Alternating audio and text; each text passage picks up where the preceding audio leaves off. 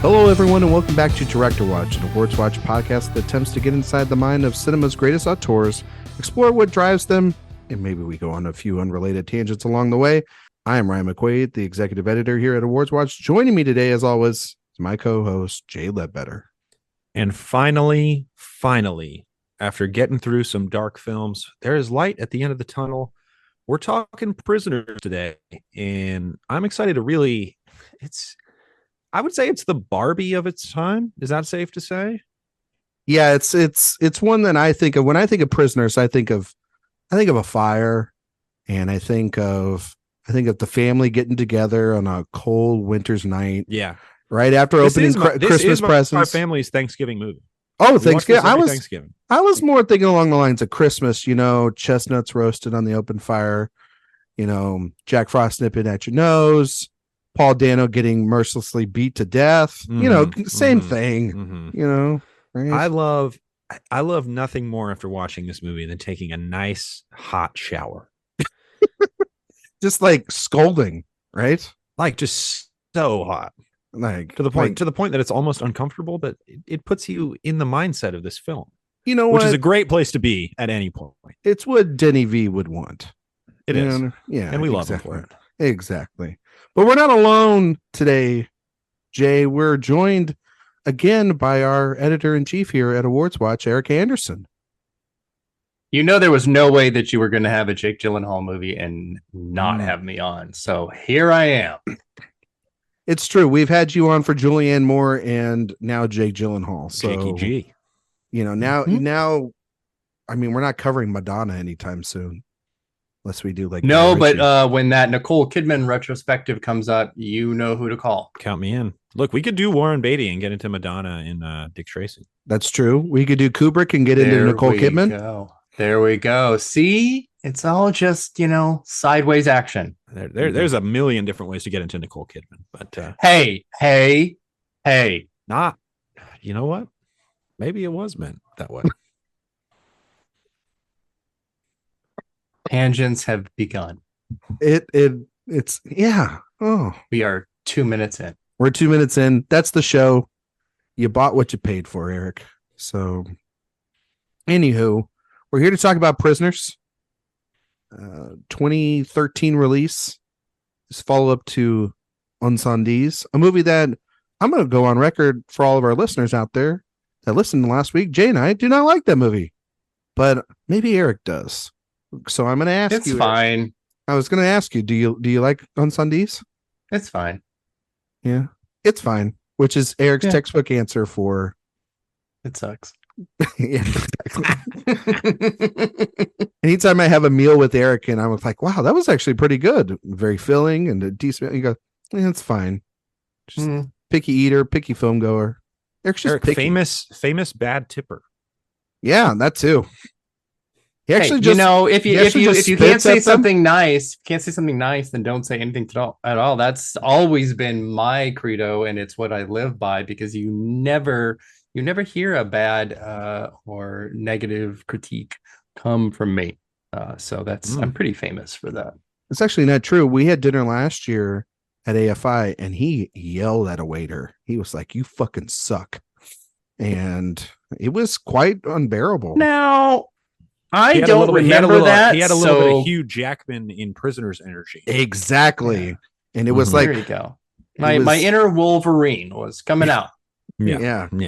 Exactly. Let's just say you were with a little bit of Javert. I think some people might say you were trying a little bit too hard for an Oscar, but we might talk about that a little later in this podcast. Wait, did you say your inner Javert? Are you talking about Russell Crowe as Javert? Yeah.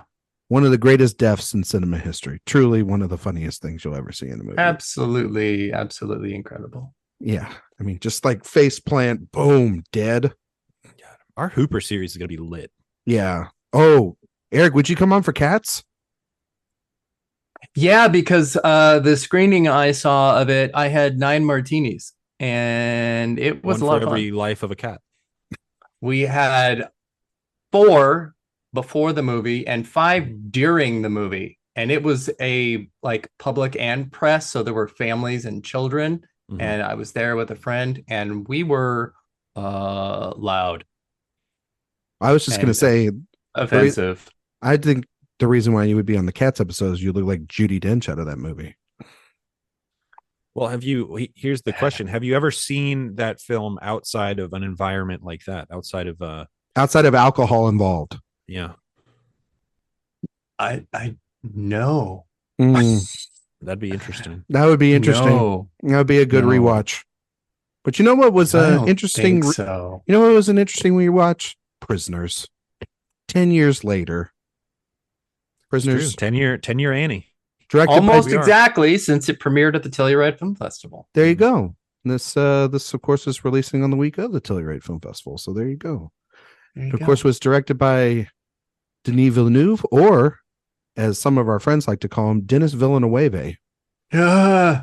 And of course it stars Hugh Jackman, Jake Gyllenhaal, Viola Davis, Maria Bello, Terrence Howard, Paul Dano, Melissa Leo, David Desmalchin, a bunch of other people, Wayne Duvall. David Desmalchin, the emo Phillips of cinema. Just the creepiest man in Hollywood.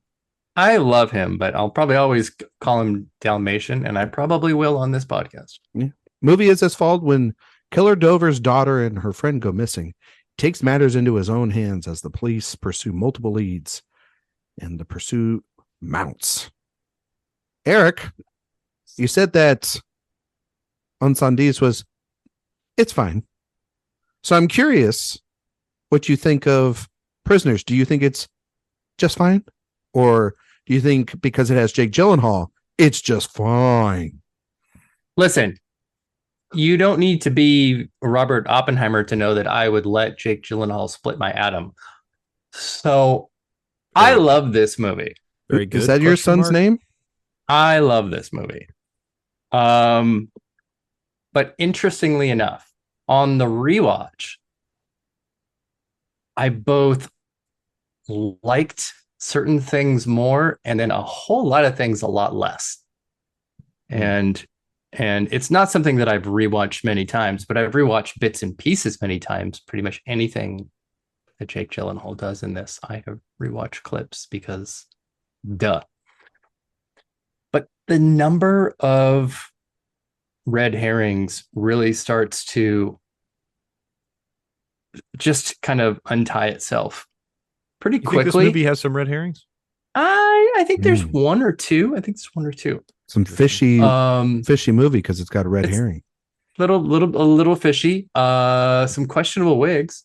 Definitely one very, very questionable wig.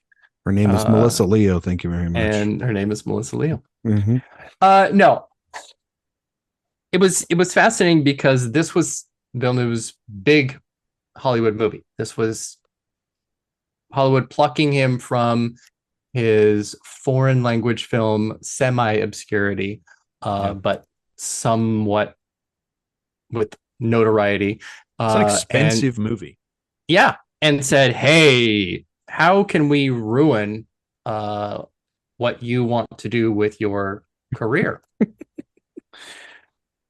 Ultimately, as we know, he did pretty well. And he also had Enemy out this same year, which is pretty fantastic. But it is a great look at when and how often Hollywood does do this and pull indie directors and non-English language film directors and say, we're going to throw a bunch of money at you and let's see. And it's not the most creative thriller. It's pretty blueprint. Yeah. It is extremely David Fincher coded. Very much so. I mean, to a point that, again, on rewatch, I was kind of rolling my eyes just a little too much because it was too much like a less grimy Seven and a lateral like Zodiac move, which obviously with Jake Gyllenhaal in it makes it even more so feel kind of like a Fincher knockoff, like Fincher light. but it is still really entertaining. I think Hugh Jackman, I would have not picked him for this. You wouldn't have picked Jake? Can we I said Hugh Jackman. Hugh Jackman. Can we have the Jackman conversation now? Is he good? Yeah. I think I now. want to have that conversation now because so this was right. This is right after Les Mis, and this is him trying to be non-Wolverine. And question. There's just question. Yes. Is he good in Les Mis? I feel like that is a divisive question online. He is in Les Mis. He is in the movie. He is in the movie. Yeah. I think he's actually good at times in Les Mis. I think in the first half he's good. I think in the second act. Okay, but we're not talking about Les Mis. Yeah, but you're talking about like right off the we all know him as Song and Dance Man or Wolverine at this point. Mm-hmm. Right? He gets nominated for an Oscar there for that movie. He was incredible as the Oscar host. That's probably one of his top 5 most memorable things he's ever done in his life, is that opening sequence there in the 2008 2009 telecast.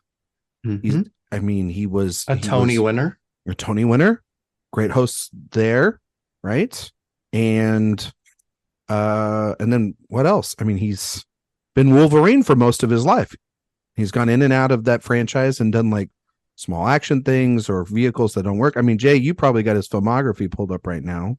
Do you? I sure do. Okay. And this is, I would say this is kind of his, I won an Oscar start. And this is not the last of it by any stretch of the imagination, but the problem, let's talk about this movie specifically. Is he good in this movie? No, I don't think he's good in this movie. Okay. No, I don't know. He actually takes this movie down. Yes. Because if somebody else is in this, I think it could be really good. And he has the good looking actor thing where the kind of only way to play upset, angry is this sort of grumbling, trembling version, and it's Wolverine. Yeah. Well, I'm not sure. I don't know if Hugh Jackman has blue collar in it. There's definitely that, but I think part of that is definitely our perceived notion of what somebody looks like, and not in a Dakota Johnson shouldn't be in a period movie because she looks like she knows what an iPhone is kind of way, but in this person is very, very attractive, so they cannot be a construction worker, a landscaper, a plumber, and any of these kind of blue collar jobs, because we associate so many things with actors and with their attractiveness.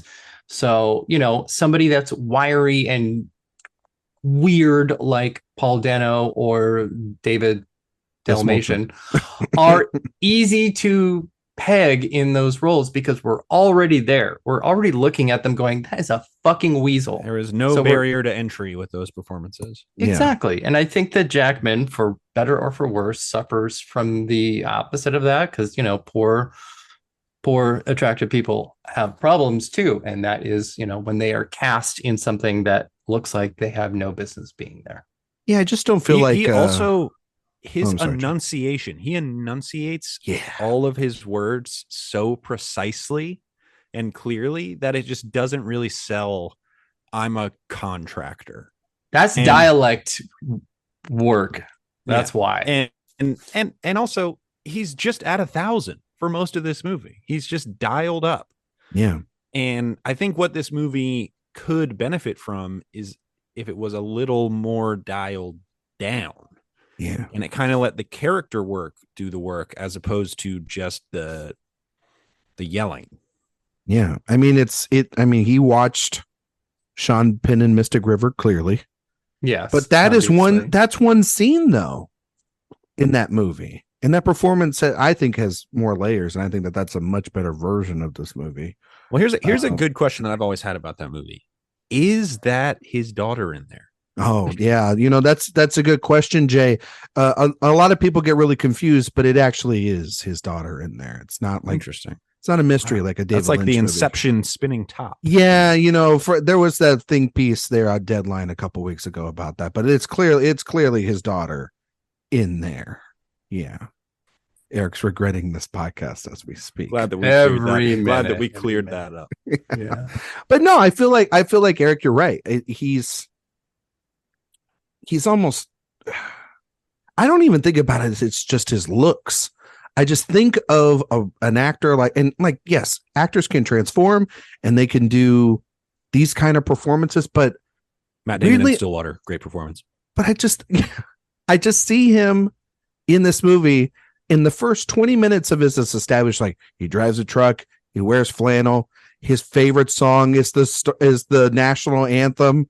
It's like I don't buy that shit for a second that Hugh Jackman believes in any of that, and that's kind of his problem because of who he is, and maybe just because it's also not particularly good writing. It's not. Yeah, that's the other thing is it's bad writing.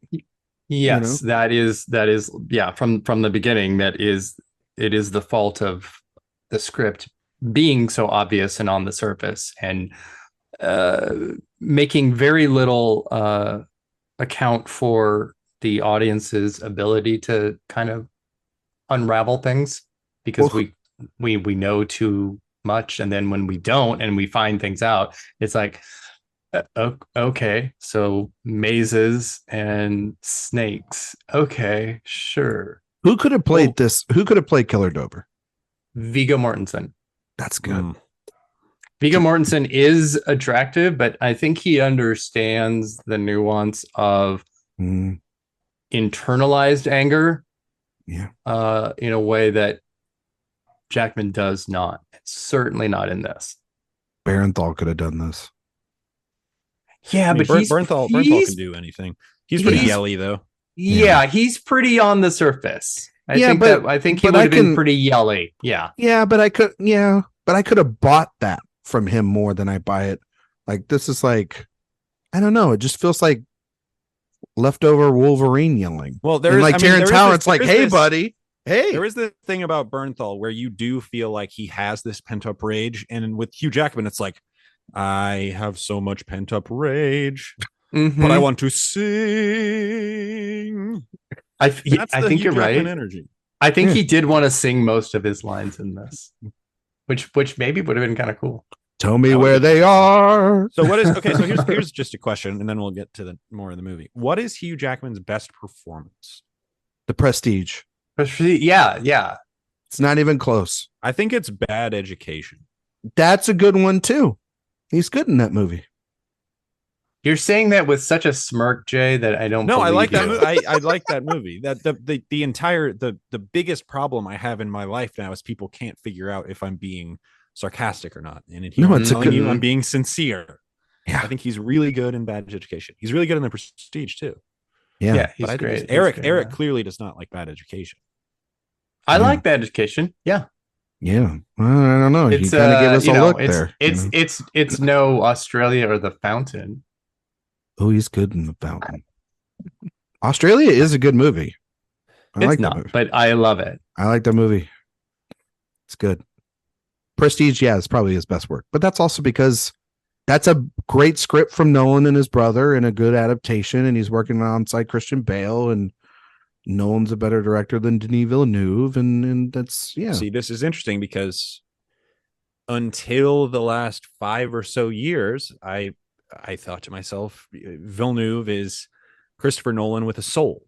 And I have since changed that opinion a bit, although I still, we talked about it in our On Sundays episode. Villeneuve is kind of one of my guys, and this is not one of my movies, but no, that's not true. You said it was your Thanksgiving movie. That's his kind of superpower is tonal control, and whatever faults this film might have from a script perspective, maybe some of the performances don't entirely hit. Villeneuve has a stranglehold on how he wants you to feel as you watch this movie. And that is why the film is so sticky. And I also at some point want to talk about just this movie is beloved by younger movie audiences. That's scary. This is kind of like an entryway to cinephilia movie for a lot of people. You look at the Letterboxd scores for this thing, holy cow. It's insane. A lot of people hold this film in very, very high regard. I think this is lower tier Villeneuve, but a lot of people just adore this thing. It's not even the best. I think it's Villeneuve. Perfectly mid. Yeah, I don't think it's the best Villeneuve that even came out in 2013. Fincher is what it is. I mean, it's Fincher runoff. Yeah. It is only elevated by, obviously, Roger Deakins, who absolutely shoots the shit out of this. But, and I don't care how biased I am, but I think Jake, I think he is absolutely fucking incredible in this movie. He's great. And I think one of the issues that befalls Jackman, is that you have somebody in Gyllenhaal's Loki that is full of internal anger and then combusts but understands how to use it and manipulate it, and has multiple levels when he's doing it, whereas Jackman has just like that one pitch. Yeah, I mean, for me, watching this and seeing Gyllenhaal in this, I just was watching it and going, "Oh, he's just carrying over what I love so much about him from Zodiac, almost to obviously the different degree because he's playing the journalist in that film, and then he kind of gets to play the detective part here. And yeah, if we're going to call it a Fincher knockoff, it's because Gyllenhaal's playing that kind of character, and he's really great in here. It's the fact that his character is surrounded by, a wasted Viola David performance, a Maria Bello who's just crying in every goddamn scene, Terrence Howard who's a knob, and then his adversary is Jackman, who is a monster in this movie on the page.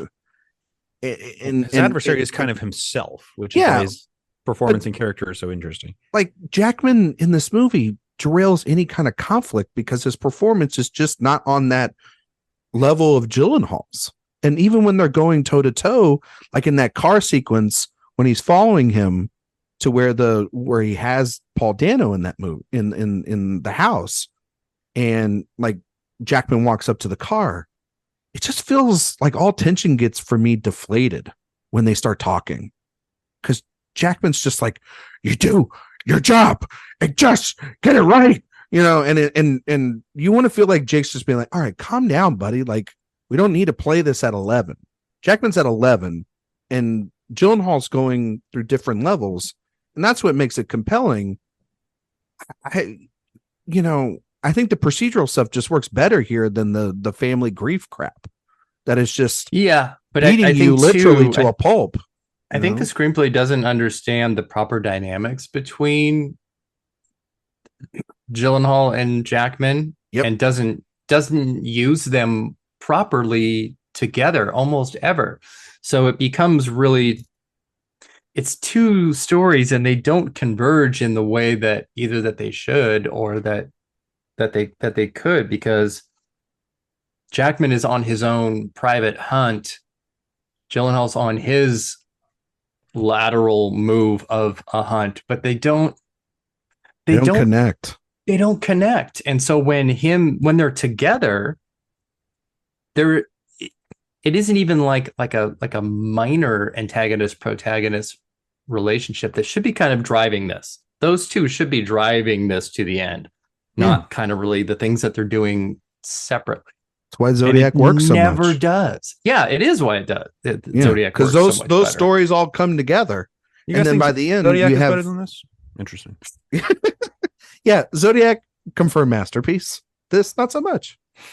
Well, it does speak to, I think, one of the most effective scenes in the film is one in which both of them are involved, which is when Dano's character, who, by the way, is named Alex Jones. We haven't talked about that yet. I love that because, again, 10 years ago, it would have meant nothing. Watching it again, I was like, wow, this is weird. Alex Jones. Add a new layer to it. Yeah. Then you think, oh, he's beating up Alex Jones. Not that bad. But the scene where Alex Jones is being taken out of the police precinct, and it's like Gyllenhaal is trying to prevent Jackman from going absolutely insane. And meanwhile, Jackman is going absolutely insane. And that's that kind of balance that you wish that tension that you wish this film took advantage of more often. And it just kind of doesn't. But it does speak to, I think if Jackman was more counterbalanced, literally like in a scene by Gyllenhaal, I think I would think much more highly of his performance. Exactly. But when it's just him on an island going berserk, it doesn't work as well. And then every now and then when he's going berserk, you'll see this incredible Roger Deakin shot of Paul Dano's eye, as the light is shining through in the shower, and you're like, oh my God. I don't know does anybody know the background of Villeneuve snagging Deakins as one of his guys and all of a sudden becoming like this super great director? Because it's really interesting that he got Deakins, because Deakins doesn't work a ton and he has his dudes that he works with. Yeah, now he's like worked on him almost every project since. Yeah, I mean, it was obviously a fortuitous pairing for their relationship, and Deakins is the second best part of this movie. I mean, he's the best part. Got him his Oscar.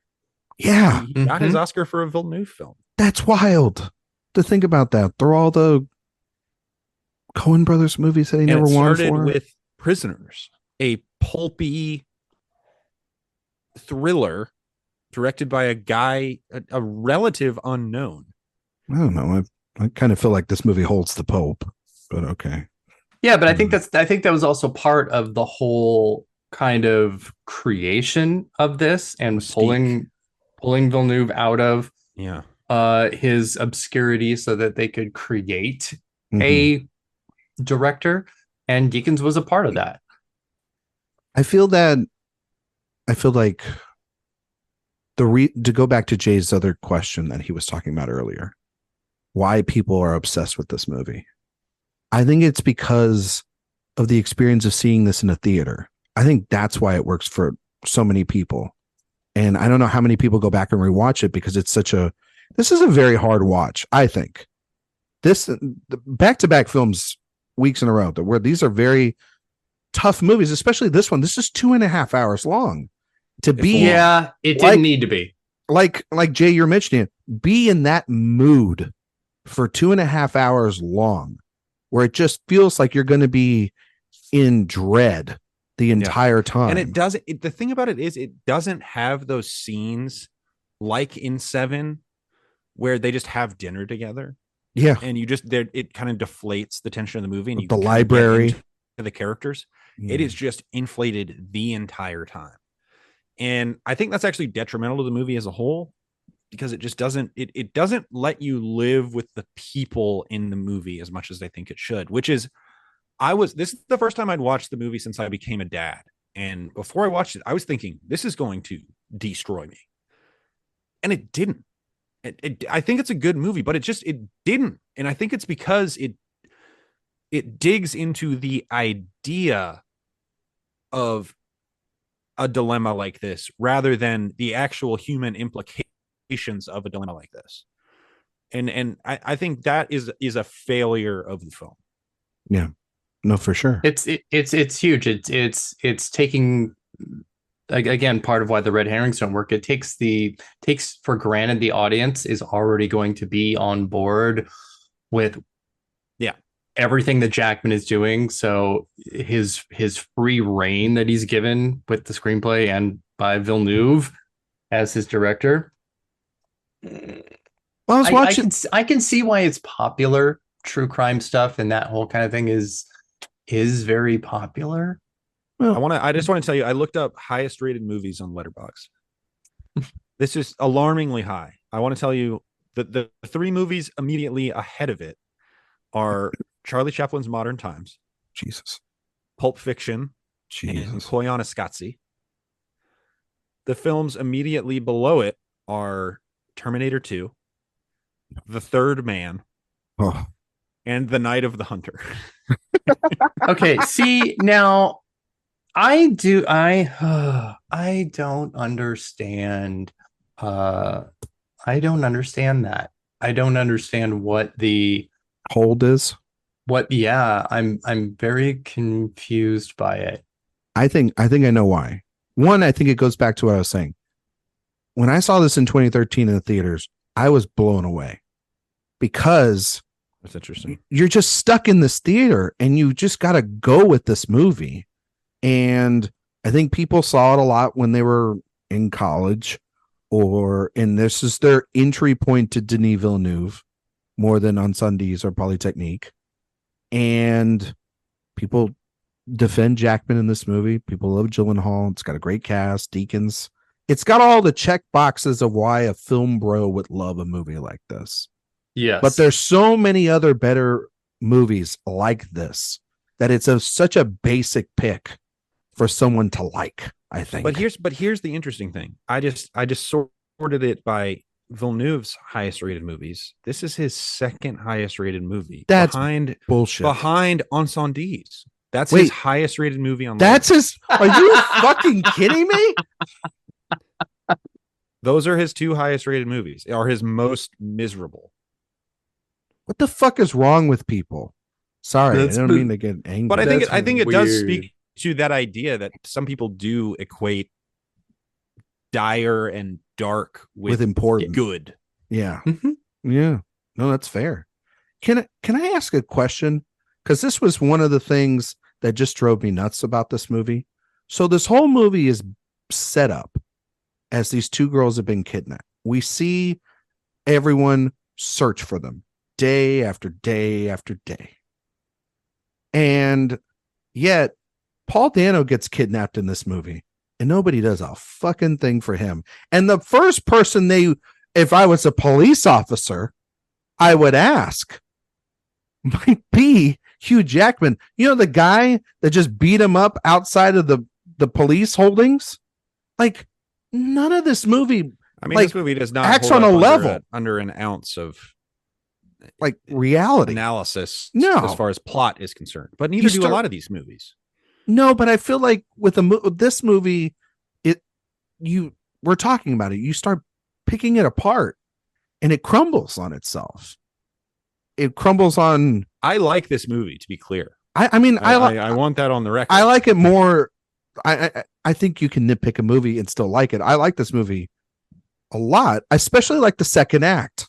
I think the second act is actually better than the first half. The first half of this movie is not very good. But then once you start getting into sort of the David Dismalchin character gets involved and the snakes, and then they find the clothing and one of the girls is released and the tension, then the movie starts moving because there is a large section of this movie where this movie is staying still, and it's like, when are we going to actually do something? That's where you can cut 30-40 minutes out of this movie, I think. Well, you know what? It feels like the Dalmatian stuff would get cut, but it's not the stuff that gets cut. God damn it.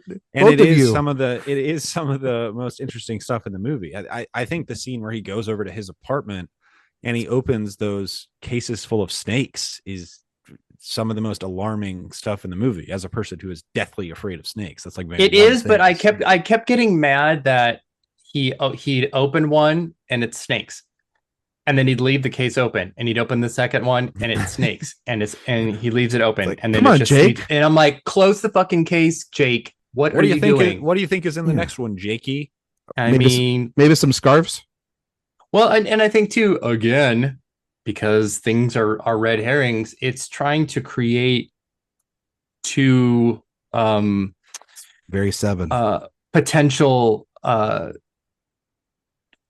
guys in this. Between see, now I don't even remember Dalmatian's real name. And Bob Taylor is his name. I kid you not, his name is Bob Taylor. So because each of those are essentially kind of unfulfilled, they're not working, I think, as well as the screenplay and as well as thinks that they are working.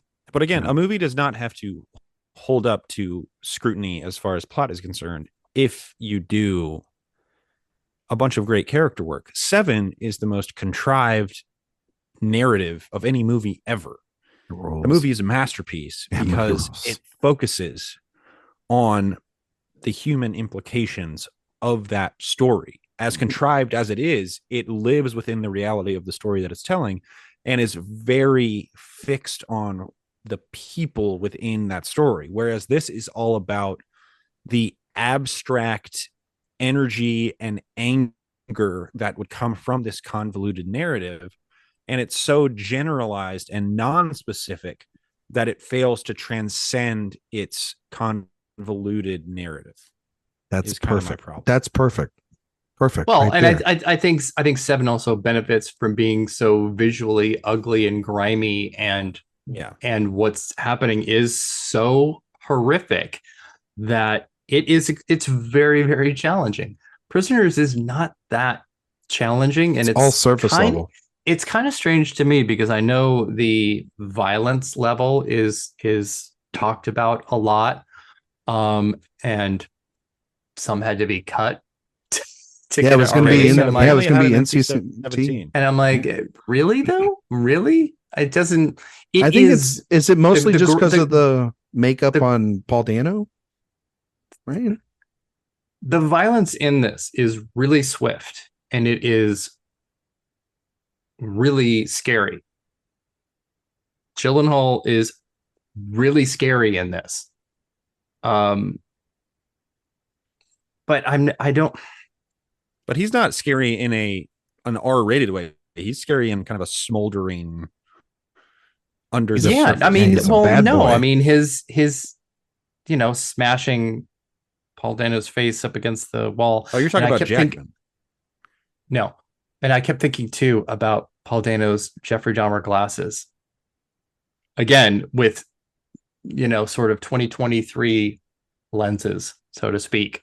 After after the Riddler, after last year. No after the Dahmer, the Dahmer show. So it just was kind of a funny thing. I kept thinking of the Riddler. I was like, what a great performance. Yes, again, why you pick somebody for a certain role, because they are creepy and weird and beanpole-y and scary and perfect. It's just funny. I was just rewatching the Batman last night. Really? Actually. Yeah. I love it. It's amazing. Such a good movie. Really good movie. God, Matt Reeves. But see, that movie is almost like 70 and Zodiac and everything. Fincher knockoff. Yeah, that's a Fincher knockoff, but it's and you can kind of see everything and how it's all going to be, but it just works on every technical level, performance-wise. Well, it is more concerned with its characters too. Yeah, it establishes its world better. This movie is so transfixed on mood that it kind of loses the thread on the other stuff. Yeah, it wants you to feel. I think Villeneuve is such a master of mood and tone, and he starts to get a better handle on the other stuff as time goes on. I think that for me, there's a Denis Villeneuve movie in here, and there's what the studio wants. And this is the ultimate tug and pull, because I feel like he wants the mood piece. He wants if you watch Polytechnique, if you watch Incendies at this point, he wants to live in the dread of losing two children. That's why those Maria Bello scenes have to be in there, because that feels like I want those things in there. And it's like, okay, dude, but for the movie we're trying to make here, that's not helpful. If anything, it's derailing the mystery of what audiences want. I actually disagree with that, because I think he has proven himself to be such a nuanced humanist later that it feels like maybe, and I can't speak to whether it was studio push and pull or not, but that is whether it was him learning on the fly later in his career or studio interference, whatever it was. Those scenes feel so on the nose that it just doesn't feel like the Villeneuve that I love. But I think that when you watch Incendies, they completely feel connected. having the shock values of these actions of violence or moments of pain that lead to no payoff. Like the movie once again, it's 2 weeks in a row, and I like Villeneuve's films, and I think he gets better as we're going to talk in these weeks, but there's not any payoffs to this movie that you feel for that family, and you spend a hell of a lot of time with them. The ending, the very, very ending, is a payoff. Yeah, I would agree that it is, and it's bizarre because there's nothing really about the movie that kind of warrants a cool ending like that. Yeah. But I think too, if we're talking about why it's such a popular movie, because there are great things about it. We've already talked about Roger Deakins. Johan Johansson's score is absolutely incredible. I miss him. The movie has all of the markings of what a really great big Hollywood thriller is supposed to be. So yeah. I think that's part of it. Everything is like in place in a way that's almost too easy. But I wanted to ask you guys something, because this is one of my big beefs about the movie, about the screenplay, is how far the audience is ahead of what's going on. Like the maze necklace on the dead husband that Gyllenhaal finds in the under the house is so early in the movie, and then when they get to like the maze drawings and stuff, it takes so long to put the pieces together to get to Melissa Leo, and we have been there for so long, and that to me is the biggest mistake of this. And it's a weird thing, because I think screenwriters and directors want to be thoughtful of the audience and don't want to be too smart for them. I think Rian Johnson said last year movies should never be smarter than the audience, or something along those lines. And I got what he was kind of going for, because he was talking about Glass Onion and being, a thriller and all that kind of stuff. But I think this does the opposite, where the audience is so far ahead that there isn't much of a surprise. We're just kind of waiting for things to happen. Well, there's different ways to watch a movie, right? There's different types of viewers. There are those people who watch The Sixth Sense and are trying to put the pieces together as they're watching it. And there's those people who just let it wash over them and are completely blown away by the big twist. And there is one issue, I think, with that in this specific movie, at least if you watch a lot of movies, which is, Melissa Leo hasn't done a lot in this. Surely, why did they get Oscar winner? There's something coming. Yeah, why didn't they get Oscar winner Melissa Leo in this really small part? It's kind of weird. But you are right, Eric. Yeah, you are right, Eric. Where it's like Chekhov's necklace, Chekhov's whistle, Chekhov's, just all sorts of stuff. Where it's like, oh well, that's it. It is that screenwritery thing where set up, payoff, but it's too much. It's too written. It's a little too written. Yes. Which is what I mean when I say it doesn't. I mean, I keep coming back to Seven because it was brought up and I love that movie. And I just do think about those moments where it's like, okay, this is a scene where nothing is happening and it's what makes the movie great. They do not do that. It is all about these screenwritery, save the cat narrative contrivances, and that's where the film is lacking. It's so good from a technical aspect. Denis Villeneuve is a master of surrounding himself with uber talented technicians, and that's what makes this movie so watchable. And as we're talking about why is this movie so popular, I think I've come up with a theory, which is that it is so technically proficient. It is in reality unchallenging, but presents itself as challenging. Kind of tricks you. That's why people love it. You think it kind of tricks them into thinking how I think so. Yeah. What Jay is saying is that audiences are stupid. And the fans of the movie are dumb. I believe that. But that's what I'm hearing. Yeah, he's not going to shy away from that, Eric. That's not an insult. He would take that and run with it for weeks. I think that I mean, like Melissa Leo was when I was rewatching it, I was thinking of Rami Malek and Oppenheimer. I'm like, why is Rami Malek in this movie? Oh, he's got to have something else. He can't just be holding a clipboard. Dude, in Oppenheimer, I was seriously like, I love that Rami Malek just did nothing in this movie. That's so cool of him to do. And then he just shows up at the end. Yeah. Beep, beep. Here I come. Here I come. He's like, you shouldn't have knocked that notebook out of my hand. Yeah. But then he's like, you know what? He knocked it out, but it's okay. We're still buddies. But no, I feel, Jake, you're right. Because even when this twist happens, I'm like, okay.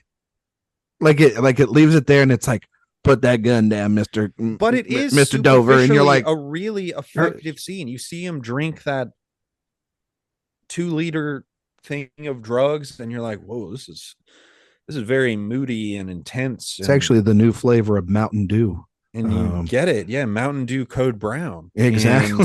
And he he drinks it, and I mean it's really effective just on a how do I feel as I'm watching this scene? I agree. It's all there.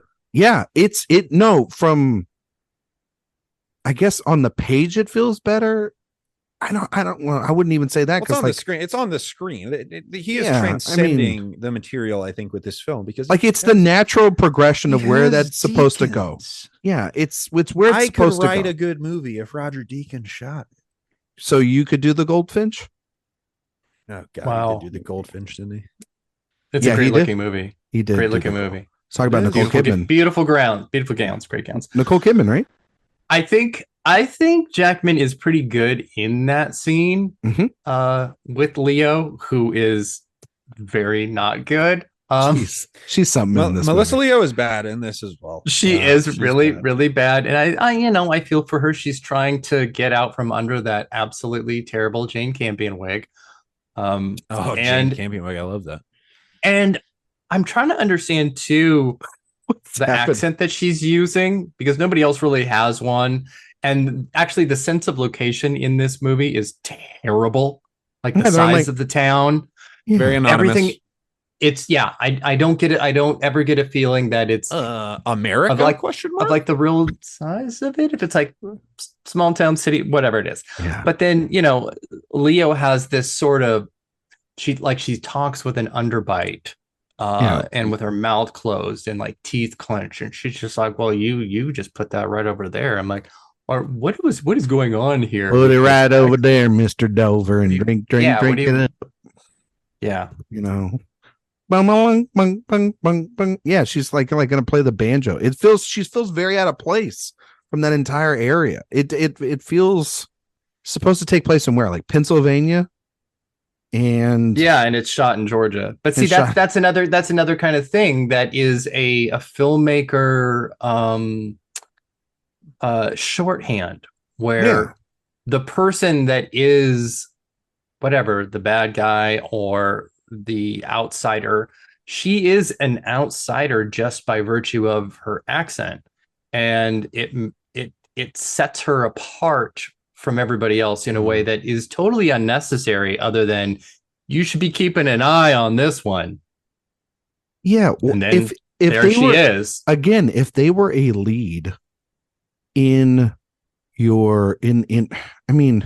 if they were a suspect for this crime, if Paul Dano was a suspect, they would have searched that whole compound that she's at. I will say this: I am not going to get caught up in if this was real life, it would have been this, because then any other film would have done it. Any other film would have done it, Jay. Yeah, I'm not going to do that too much too, because you could say that why didn't Jackman with his physical size just overpower her, and there's all these dumb things you could say. Clarice Starling this case, that doesn't make any sense. You can go down that rabbit hole 6,000 times, but I get it. You gotta go with the movie that was presented. And I will say, despite all of the criticisms we have of this film, there are moments very brief moments that I did find extraordinarily powerful. Specifically, there's one moment where, and this was a post-parent, like, ooh, I get it, gave me chills a little bit, when the Terrence Howard character Franklin, because he's torn up about this idea of torturing Alex Jones, who is of course a great media personality, and we love him, writer at AwardsWatch, and and Jackman has him, in the shower device thing, and Franklin, the Terrence Howard character, he's about to rip the door off and let him out, and Viola Davis, what does she say? She just says, "Think of joy." She says, "Think of joy." She's like, "Don't do it. If there's anything that can maybe save my daughter, let's do it." And everybody knows that this is 1,000,000 to 1 odds. They might be torturing a fully innocent man, a man who does not have the mental faculties to really understand what is going on around him. But in that 1 second, she says, "Think of joy."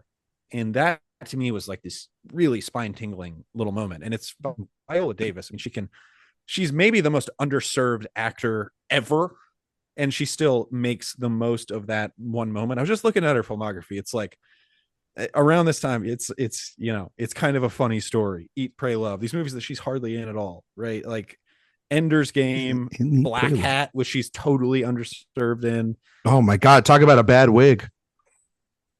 Suicide Squad, and then she gets some bigger stuff as it goes on. But and when you look back, credit to Soderbergh for kind of finding her, but he was still just like, yeah, you get like the 12th most important role in the film.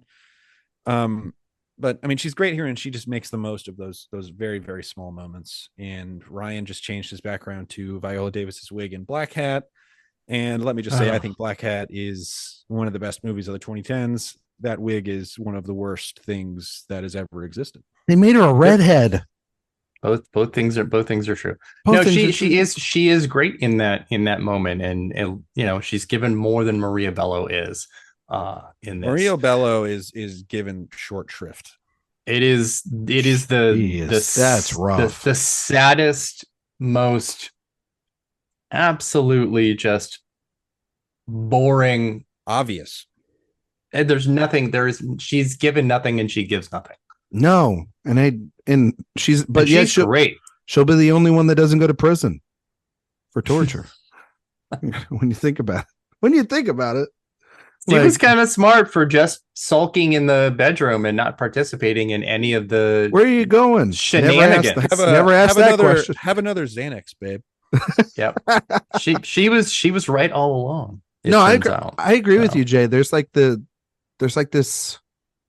I think that those two, like you're mentioning that scene, but then also like when Davis when she goes and looks at Dano and she obviously, I feel all the empathy in the world for what Viola Davis's character is going through in those two scenes than I do in the entirety of the runtime of how much we spend time with Hugh Jackman.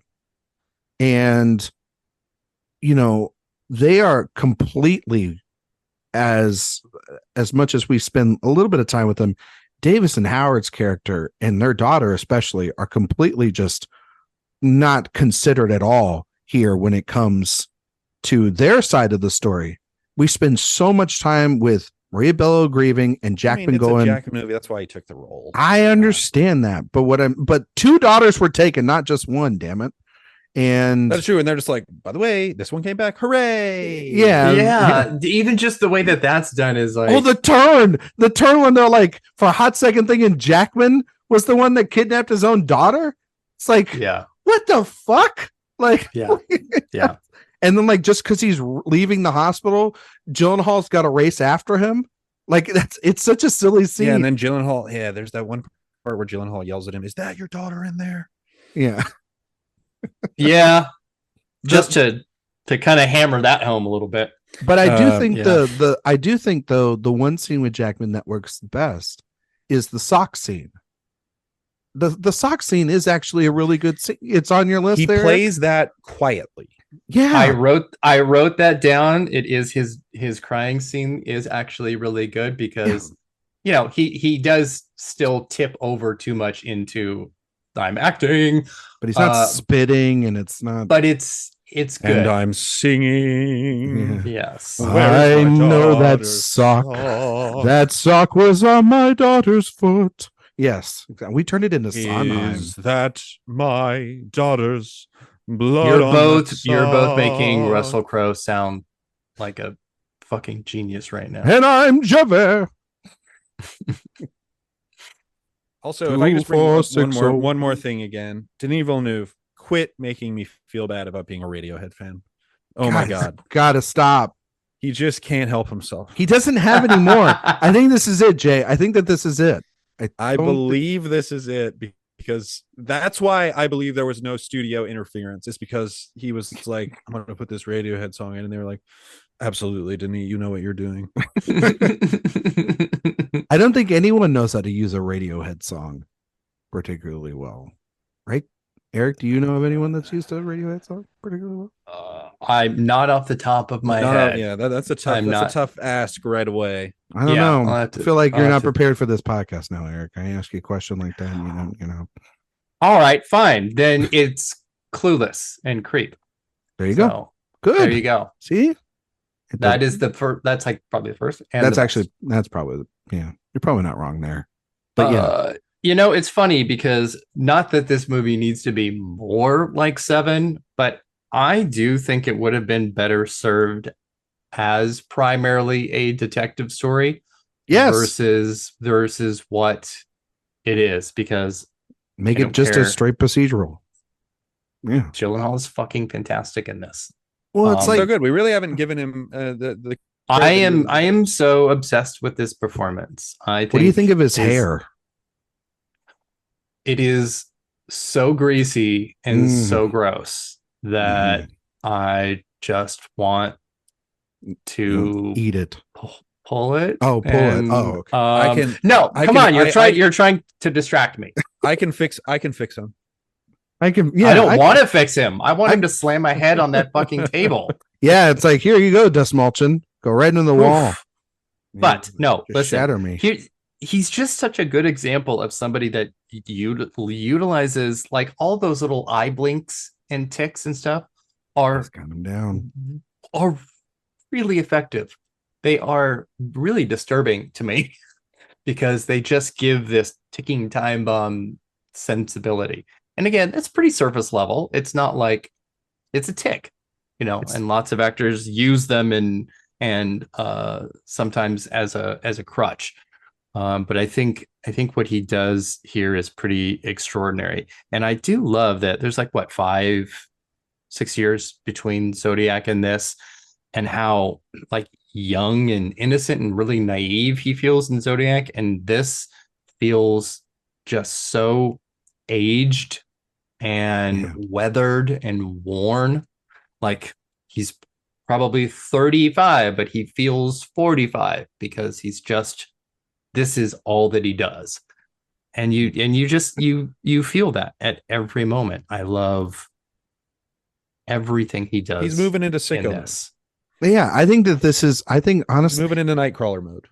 Yeah, I mean, like, I think this is like 1 year later we got Nightcrawler. This era of Gyllenhaal from like 2010 to like probably like 2016, probably like the best.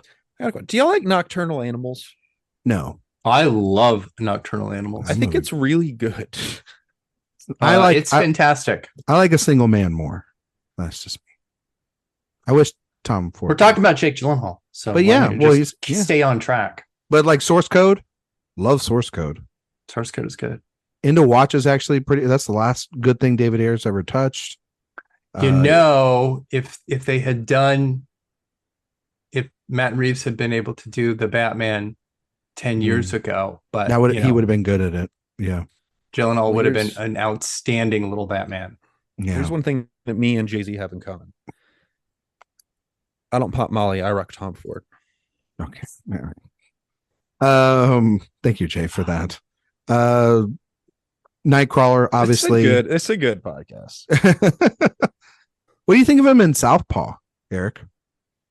I love everything he does, and I say that unapologetically. Even stuff that I don't like, that I think is either he is hammy really... or talk about, somebody that really kind of wants another Oscar nomination. Yeah. Yeah. I like that movie. I like that. Jake, I like what do you think? Jake Gyllenhaal's not taking roles that are gunning for Oscars. No. No, I think Stronger absolutely was that. For sure. And he's also great awesome in that movie. Yeah, he's good. So it's just not a good, it is what it is. It's a bad campaign. It was a bad campaign. Yeah.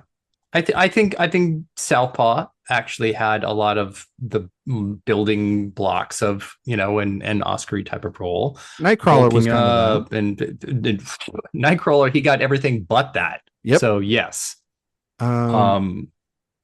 Wildlife, he was going for it. Yeah. I think he should have gotten a nomination for Okja, because I was going to say Okja's incredible. He's going for it in that one. Yeah, you look at what he's done recently. You're not going to get an Oscar nomination. No, he's that ship has sailed for him in terms of like aiming for it, and I applaud him for that. He's going to. I also don't need to go through the trauma of a 2014. I don't want that again. So for him or for me, I think though he's going to stumble into it. Does that make sense? Like he might have like a resurgence, like where he does a bunch of crap. Like, I mean, Velvet Buzzsaw, The Guilty.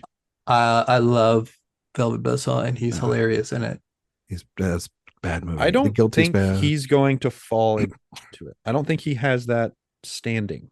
I think he could. I mean, if people stop making albums and songs about him, then sure.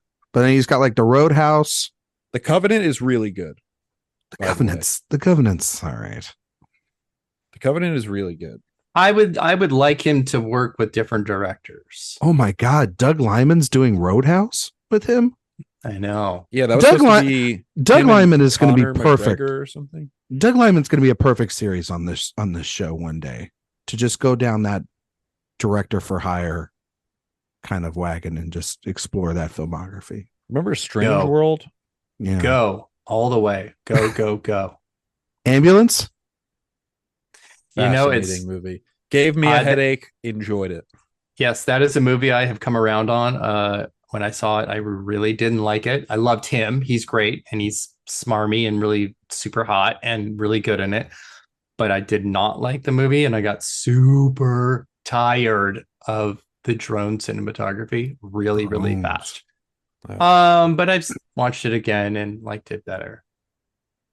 Great scene. The drone cinematography of that movie is one of its great achievements, while also acknowledging that this is the start of something that will get way better. See, I disagree. It felt like the opposite of Bullet Time. Like the TikTok of movie reviews or something. See, I kind of agree with you there. It was not a road that I want to go down. The thing I kept thinking about with the drone shots was, what's the value of the drone is you can just keep going. You could just do these tracking shots, and they would keep doing these 7-second drone shots that would then cut to, a tripod shot. And it's like, what are we doing here? I mean, it's awesome that you went all the way up the building, but you can keep going from there. I don't know. He was in absolute maniac mode in Ambulance, and it was awesome. Yes, he is so good in it. Great Christopher Cross. Needle drop. Sailing. Yeah. That was good. That's the best part of that movie. It's stupid.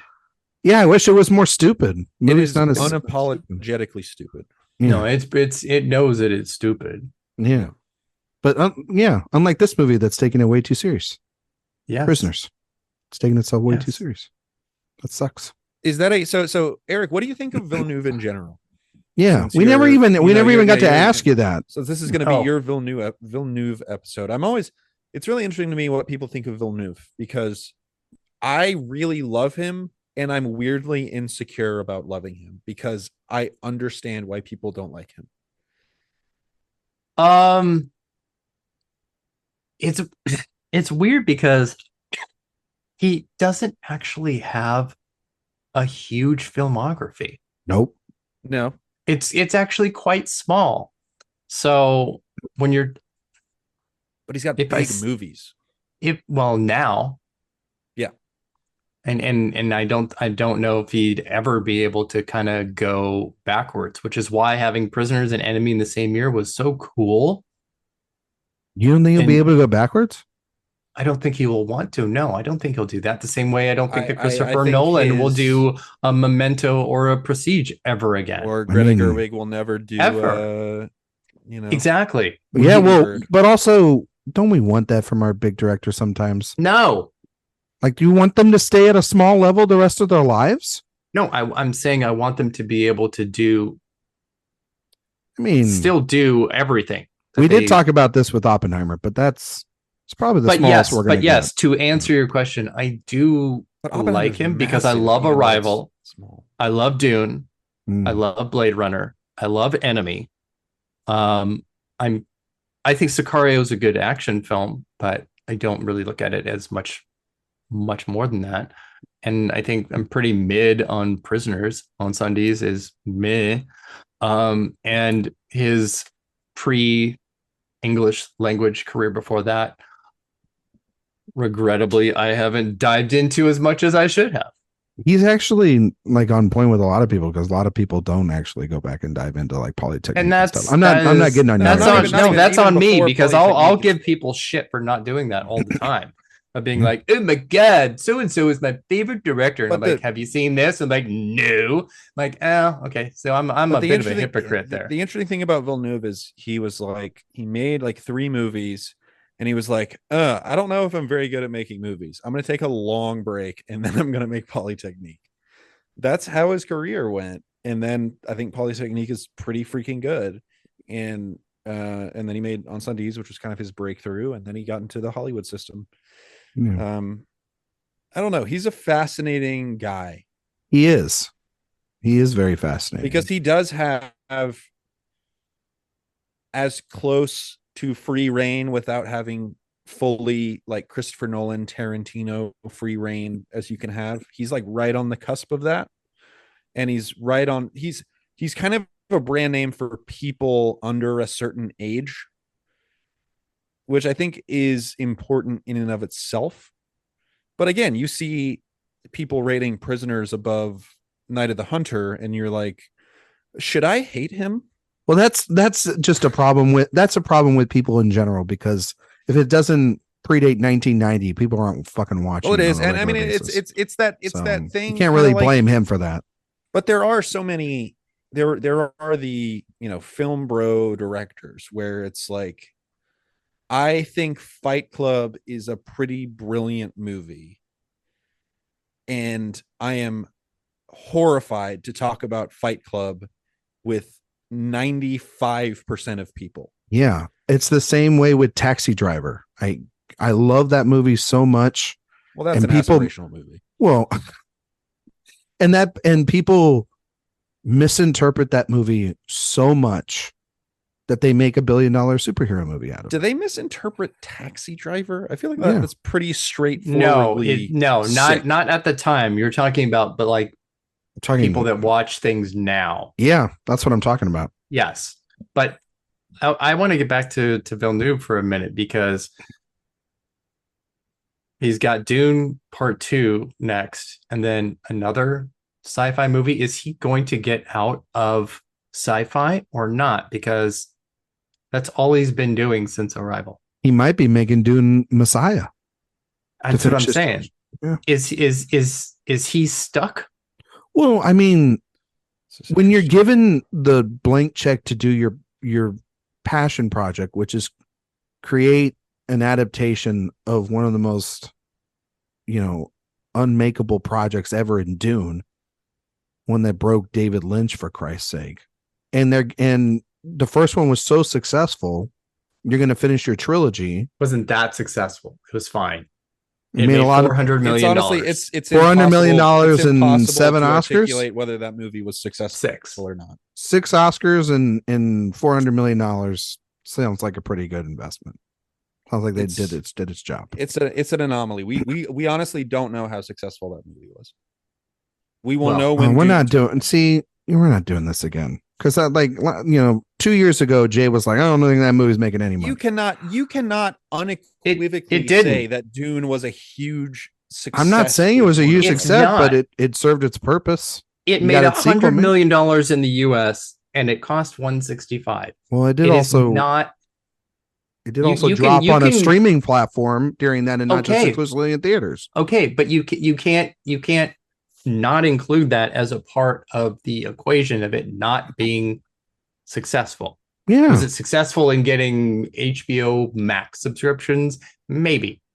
But that's not how box office is factored in. I think it's not a successful movie. It's impossible to know. I think it was successful. This one will be more because we are not in the same place that we were. I think that movie is successful in the one thing that matters the most. Got the second part made. That's all that matters. So because that was the big thing. Can the second part get made? You're just talking like a fanboy. You're not talking like with objectivity. You make a part one and you have nothing, and you have no guarantee of a part two. And no, what I'm saying is that your like of it clouds your ability to judge the things about it that aren't necessarily true or real, which is you have to the grade box it office. on a curve that has no comparison. You have to grade it on the Fibonacci, Okay. Like that. All right. Well, I think it's. But anyway, we're gonna get to. I mean, it's not Blade Runner 2049 when that movie didn't make shit. You know what I mean? That was a flop. That was a flop. Great movie. Doesn't mean it is a great movie. Yeah.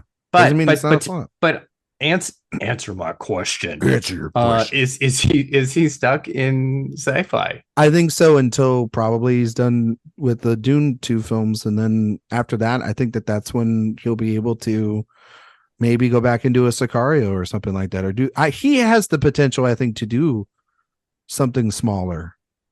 I think that he will. I don't think Nolan will in doing so. I think he might be on the Nolan track of why would I make Enemy again? Yeah, but he doesn't. That's exactly. They're on this. They're on a parallel. They're not the same. They're not the same. I think they're not the same director. Fully compares himself to Nolan. He can believe that, but the studios probably shouldn't, because where's his Oppenheimer that makes $100 million and is $900 million at the box office? They are not comparable. But in order to make an Enemy, he would have to be kicked down and be like, this is the only thing you can make, which I don't think is going to happen to him. No.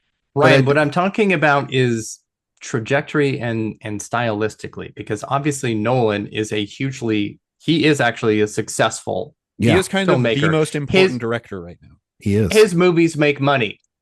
Arrival, Blade Runner, Dune are not on the same level as the Dark Knight trilogy and Inception. They're not in the same space, but they do exist in a parallel universe as type and style and trajectory. No, I've carved out a spot in popular. I agree with you. I agree with you on that. Their comparisons are that of the style of films they want to make, the scale and the scope. But in terms of success, there is not much that you can really compare, because Arrival was actually a low-key sleeper hit. Yeah. And a low-key sci-fi. It's my favorite kind of sci-fi. No. Soft sci-fi. Like if he could do like Arrivals, I think that's fair, right? Like I think he has the potential to do more Arrivals than Nolan will do more prestigious. Well, this is Arrival and this are the kind of movies that we're begging to get made, right? Yeah. It's just a $46 million film, which is it's kind of wild with that cast. It's only $46 million, but whatever. It wouldn't be now. It wouldn't be now. It'd 10 probably years be later. Probably double. Absolutely. Yeah. There's no way this would not be $100 million movie. But what this movie make? I mean, this movie did kind of make 3 times its budget. 123, 122. It's about 2.5. It did okay, but to have a $20 million opening and then end up at 60 is not great. I always just think of if we're gonna talk just about Dune and the box office comparisons and talk about Nolan, that Tenet made more internationally than Dune did. I know. Its whole run. And that does go back to what you're saying. In a pandemic. Jay. Yeah, that goes back to what you're saying, Jay. It's the power of Nolan. People just want to see Nolan movies. He is his own of nature. He's his own thing. He's like Spielberg in the 90s, almost at this point, where everything Spielberg touched, it was gold. Maybe not in terms of quality, but in terms of it made a lot of money for a lot of people. Right? I think what happened was that because Jake, bless his heart, is box office poison, that he has somehow tainted Villeneuve for the future of being able to make money. And I feel kind of bad that he did that. But at the same time, I wish he would work with Jake again. And let me just say this. Greta Gerwig could have made Oppenheimer. Christopher Nolan could not have made Barbie. Word. And I want that on the record. You can. Yeah, we would have had interesting female characters. So there's that. I think they are interesting. I forgot we were all on that review of Oppenheimer. Yeah, we were all there. Great film. Yeah, and she Barbie. could. I don't think she could make Tenet, but then I don't think anybody in the right minds could make Tenet. So this movie could have used a temporal pincer movement. It could have totally used a temporal pincer movement. That's how you find out who how Melissa Leo took the girls. Right, you go backwards. Is there anything else you wackos would like to talk about with Prisoners? Not anybody else. Prisoners. This movie, Denis Villeneuve directed this thing.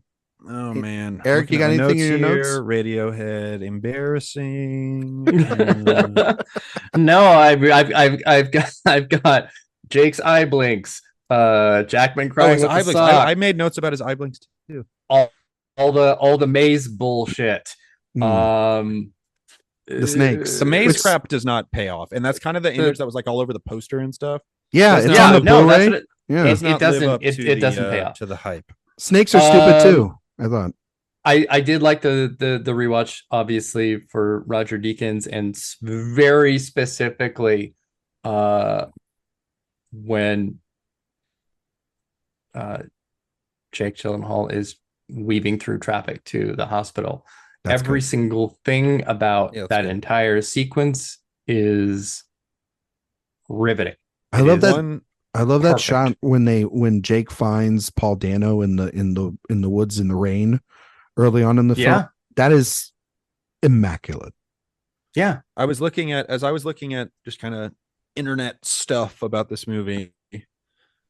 IndieWire they gave this the shot of the year award for its year. Can you guess which shot it was? Was it them like walking down the street to the Thanksgiving? I don't know. No, it was the soft zoom in into the tree as the kids are getting kidnapped. Okay.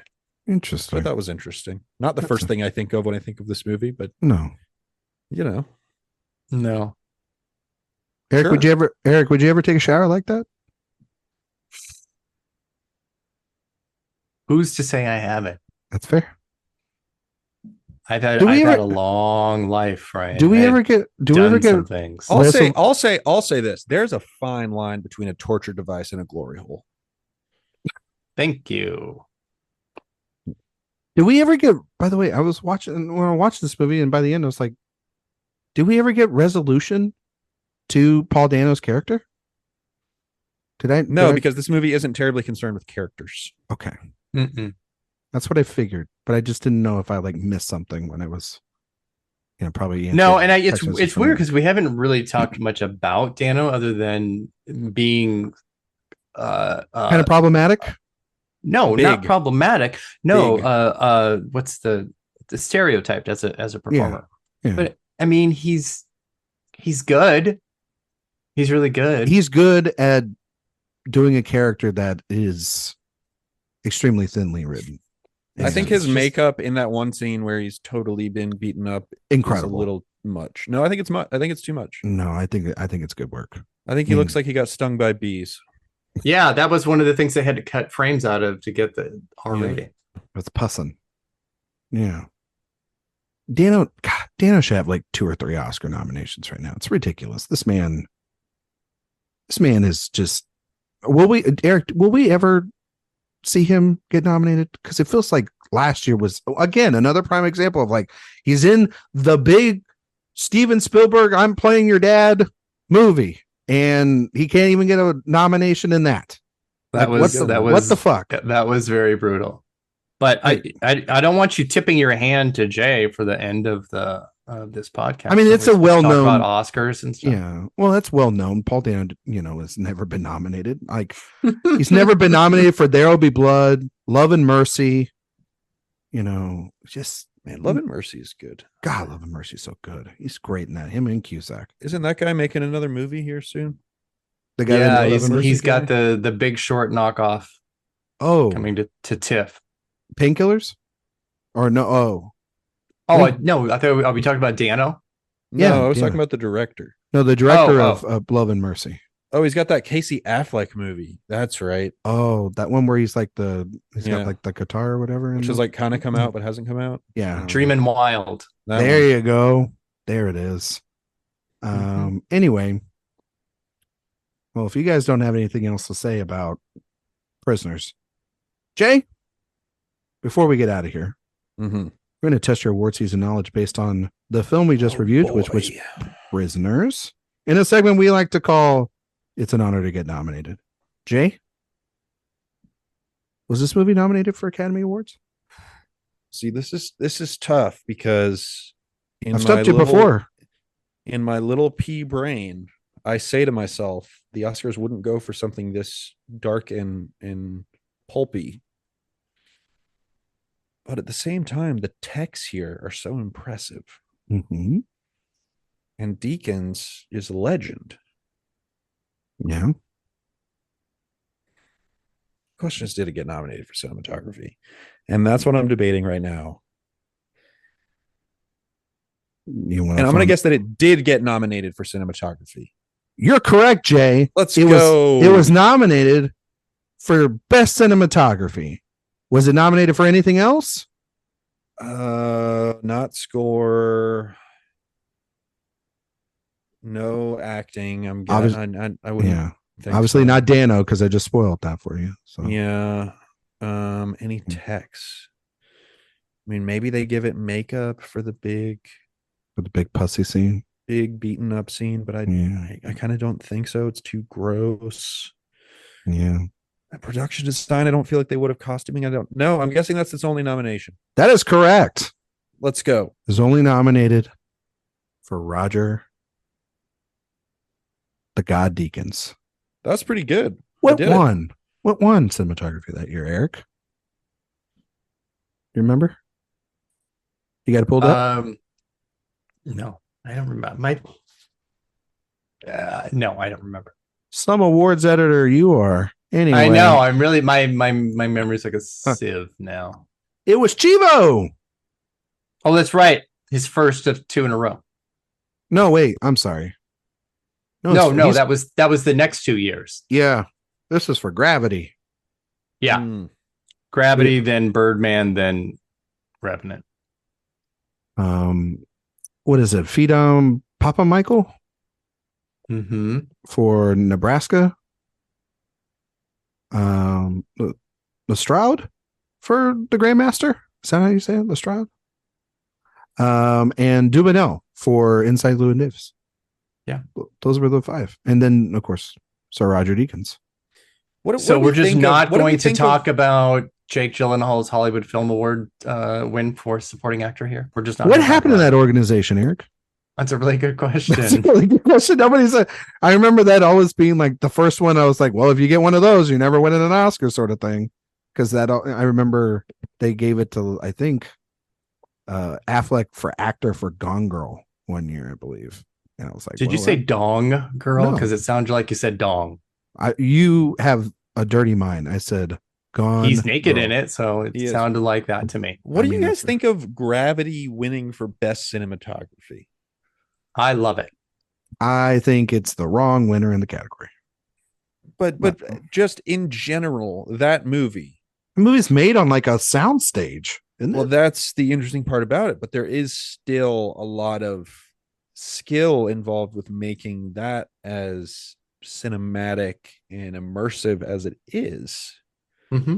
I have lots of reservations about those kinds of wins, cinematography and production design, which are primarily, CGI in post.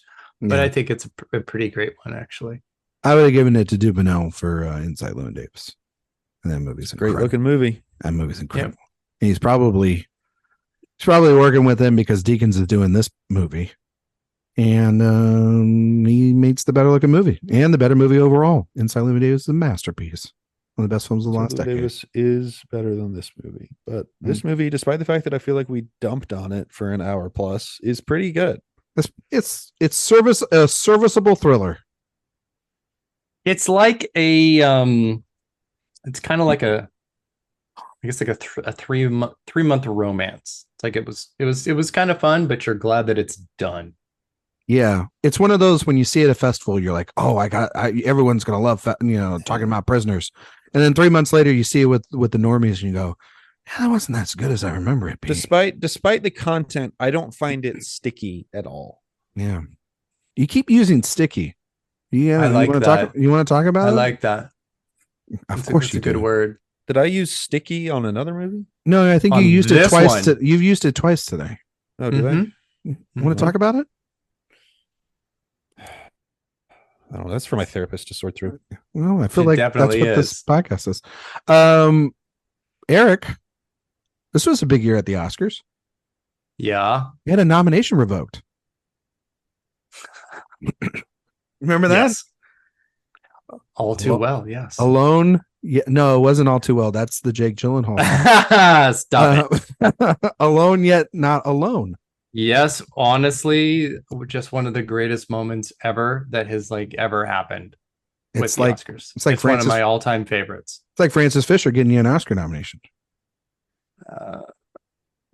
Okay. Right? In Best Actress? I'm looking at Best Supporting Actor. Jake Gyllenhaal is better in this than Jared Leto is in Dallas Buyers Club. Is he supporting? Yes. I mean, he's not Coley? It's debatable, but yeah, you could say, yeah. I would kick out Bruce Dern. I would kick out Leto, Cooper, Hill, and Fassbender. Oh, I'm not giving it. No, I would have given it to Fassbender that year. I'm not kicking out Fassbender. He's incredible in that movie. Should have won the Oscar. No, I kick out. I mean, it was obviously better than Leto, but I wouldn't kick out Jonah Hill too. I think he's actually really good in that movie. But I would kick out Cooper and Abdi and Leto. Oh, I love Abdi. Abdi's really good. We'll be talking about him in a couple of weeks. Looking at the films of this year. Excuse me, Matt Damon in Behind the Candelabra, if it was eligible. Oh, yeah. It was not. Scott. My baby boy. I love that movie. It's a great movie. It's such a good movie. Rob Lowe in Behind the Candelabra should be nominated for Best Supporting Actor if it was eligible. He is incredible in that movie. His eyes and his. You wish you looked like that, Erik. I would get that work done tomorrow. He's incredible in that movie. He is a flawless statue in that movie. God, he's so good. And yeah, Damon's really good. And yes, what's his name? Michael Douglas is really good in that too. So is Scott Bakula. It's a good movie. It's a good movie. Soderbergh. It is, and it shouldn't be, because the casting is so bonkers. It is, but damn, if Soderbergh just doesn't make it pop. Oh, it's fantastic. Make it pop like poppers. So also Javier Bardem, the counselor. I will not be explaining myself at this time. Mm-hmm. Yeah. God, I remember Philomena and Nebraska. Not a big fan of that. God, I just looked at my Letterboxd review of The Counselor, which I adore. Might be the longest Letterboxd review I've ever written. We don't have time to read that. Zero likes. Yeah. 0 likes. Yeah, and then something small that you do, it gets 1,000 likes. You never know what. I know. My most popular review was Luca, where I said, "First hour and a half, I'll never think about this movie again. Last 20 minutes, is this a masterpiece?" 1,000 likes on Letterboxd. What the hell? Wow. I'll never understand social media. Erik, would you give 12 Years a Slave still Best Picture? No. Wow. Okay. I would not. That's interesting. Okay. What's Jay, your Ryan? Would you give it Best Picture? No, I wouldn't give it Best Picture. I give her Best Picture. Oh my God, you bastard! You're trying to throw me under the bus. You are driving the bus. I would give her Best Picture. Hers is an incredible movie, and speaks a lot to our time. A Master Builder. But I would give McQueen director though over Alfonso Cuarón. Yeah, I would. Yeah, Rome was a better achievement than Gravity. So, but you can't. Okay. That's not a reason to take somebody's away. It's not. And also, I think 12 Years a Slave is a better directorial film. I'm not high on Gravity. I'm not high on Gravity was just one of my favorite movie theater experiences. It doesn't but then up at home. Then you watch it at home now. I don't know. It doesn't work for me at home. Well, where do you draw the line? There's value in the theatrical experience. No, I know. I loved it in the theater. Did not see it in 3D because I don't do 3D. Yeah, I would say probably the best 3D I've ever seen. I think a movie has to withhold 3D because I'm not going to watch it at home in 3D. So, but it was an incredible experience in the theater. But then at home, like the rewatches hasn't done anything for me. Though I think Sandra Bullock is really good in that movie. Sandy B. She's great. Sandy B, who won an Oscar for a piece of propaganda against a horrible family, we've learned over the last couple of days. I mean, we knew that then, and we still knew that already, but yeah. I mean, none of this is surprising. It's taking an even darker turn. Yeah. Oh no, the blind side's not real. How will we survive? How can we trust the system? We were blind to the blind side. Okay. All right. Anyway, Erik, you want to tell everybody where they can find you and everybody on the internet? I don't know where you can find everybody. You better find everywhere, everything, all at once. Everybody. But you can find me at AwardsWatch.com, where you can sign up to our newsletter, which is released twice a week. And it's beautiful. It's fine. It's fine. I hate you.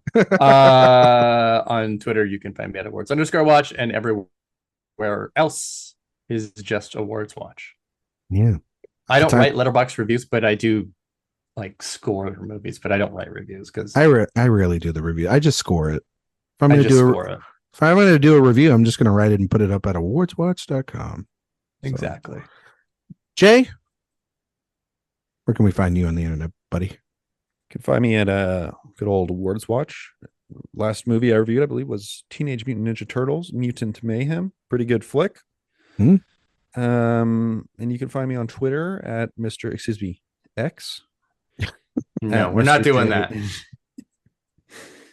Twitex at Mr. J Ledbetter. And you can find me at your local karaoke bar. You can find me on the Denis Villeneuve message boards. Jesus Christ. And that's probably it.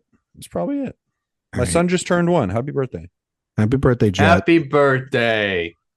You can find me on Twitter, X, whatever we're calling it, Instagram, and Letterboxd at Ryan McQuade 77. You can find all my work here at awardswatch.com. Yes, please go and sign up for that newsletter. Also, if you love the show and you love the Awards Watch podcast as well, over at Apple and Spotify. Drop us a review. Yeah, give us a 5-star review. We don't want none of those low grade reviews. We want those 5-star reviews. And maybe we'll read it on the show. That'd be great. Yeah. Yeah. Maybe we'll read it on the show if it's nice. Yeah. No, if it's really like well-written bad review though, I will absolutely read that. Yeah, we will. I agree. But because there's a couple funny bad reviews. But we're not going to encourage that because absolutely not. No. But if you write a review that says there was too much talk of Akon City, that will be deleted. Yeah, we're going to call get Tim that Cook at Apple. I'm going to call Tim Apple. This is unfair. Tim Apple. Yes. Next week we will be back and we will be continuing our Denis Villeneuve movie series with a review of Enemy. another Jake Gyllenhaal joint. So we will be back next week. Amazingly, I'm not on that one. Thank God. Thank you all so much for listening, and we'll see you all next time.